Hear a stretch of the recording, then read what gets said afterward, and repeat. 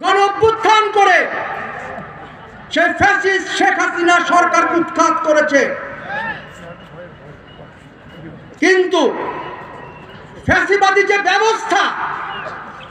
ব্যবস্থায় ফ্যাসিবাদ তৈরি হয়, সৃষ্টি হয়, সেই ব্যবস্থার পরিবর্তন এখনো করা যায় নাই।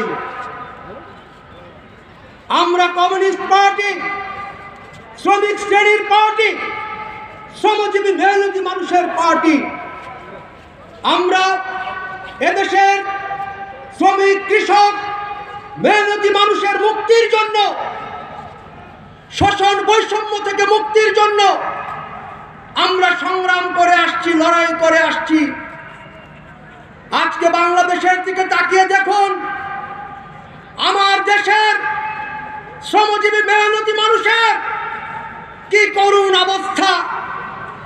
আজকে শ্রমিকের ন্যায্য মজুরি শ্রমিক পায় না, আজকে তার কলকারখানা বন্ধ হয়ে গেছে, আজকে কৃষক তার ফসলের লাভজনক দাম পায় না, আজকে আমার ক্ষেত মজুর তার রেশনিং এর ব্যবস্থা করা হয় না, আজকে নিম্নবিত্ত মধ্যবিত্ত মানুষ তাদের জীবন আজকে দুর্বিষহ হয়ে গেছে। আমরা কমিউনিস্ট পার্টি, শ্রমিক শ্রেণীর পার্টি হিসাবে, শ্রমজীবী মেহনতি মানুষের পার্টি হিসাবে আমরা আমাদের লড়াই সংগ্রাম অব্যাহত রেখেছি। এই 24-এর গণ অভ্যুত্থান এবং 71-এর মহান মুক্তিযুদ্ধ, কিংবা আমাদের এই বাংলাদেশের ইতিহাস যদি আমরা দেখি, প্রত্যেকটা লড়াই সংগ্রামে, গণ অভ্যুত্থানে, মুক্তিযুদ্ধে প্রাণ দিয়েছে আমার শ্রমজীবী মেহনতি মানুষ, তাদের সংখ্যা অনেক বেশি। সর্বশেষ 24-এর গণ অভ্যুত্থানেও আমার শ্রমজীবী মেহনতি মানুষ তারা জীবন দিয়েছেন।